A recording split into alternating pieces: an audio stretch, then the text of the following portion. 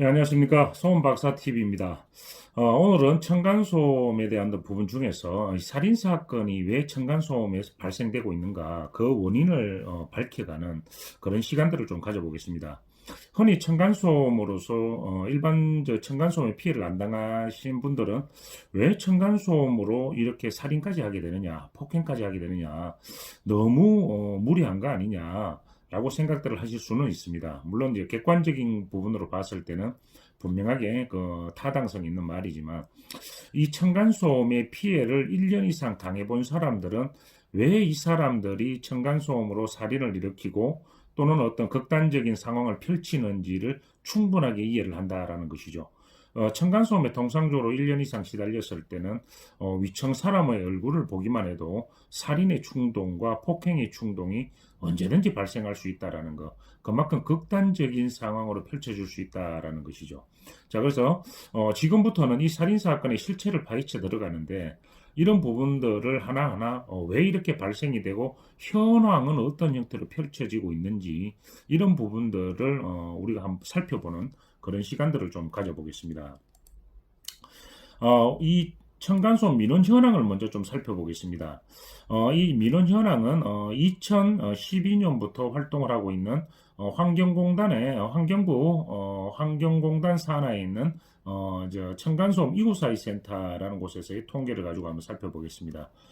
층간소음 이웃사회 센터는 현재 전국적으로 활동을 하고 있고 굉장히 공신력 있는 어떤 기관으로서 자리를 매김을 하고 있습니다. 많은 민원을 처리하고 있는데, 여기에서 낸 통계를 한번 보시면은 2012년도에 8,700건, 700여 건에서 이제 본격적으로 활동하는 시점에서 14년도에 이제 보면 18,000건 이상 2만 건의 정점을 그리다가 이런 형태로 1,000여 건씩 줄어드는, 1,000여 건 가까이, 1,000건 가까이 줄어드는 이런 어떤 현상들을 목적을 좀 달성하는가 했습니다. 자, 그런데 17년도, 18년도에 들어오면서 거의 40% 가까이가 정점에서 40% 가까이가 증가하는 2만 이제 2만 8 작년에는 2만 8천 건까지 증가하는 이런 현상들이 발생을 하고 있다라는 것이죠.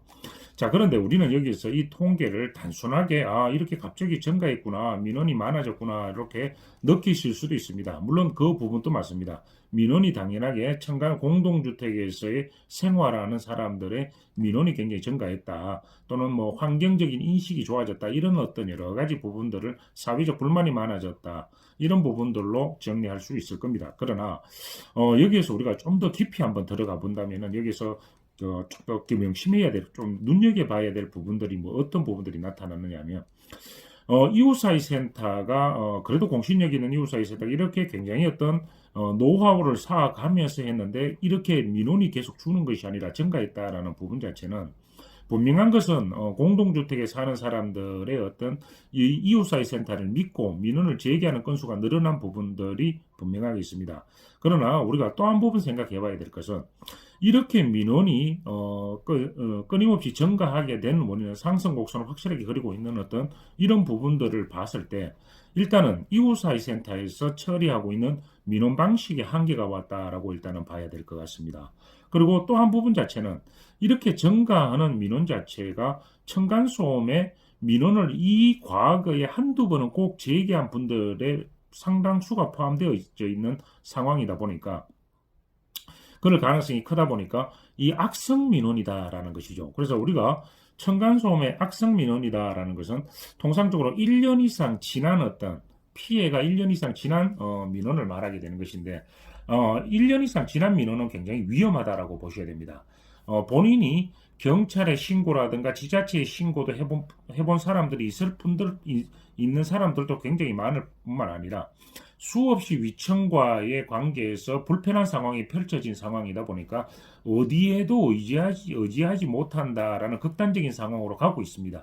그러다 보니까 위층 사람과의 대립이 극에 달한 상황으로 펼쳐지게 되는 것이고, 이에 따라서 살인과 폭행이라든가 이런 부분들은 줄지 않을 것이다라는 어떤 부분들을 보여주고 있다라고 보시면 맞을 것 같습니다. 자, 최근에 어떤 부분들이 나왔냐면, 층간소음 사건 사고 중에서 살인에 관련된 부분입니다.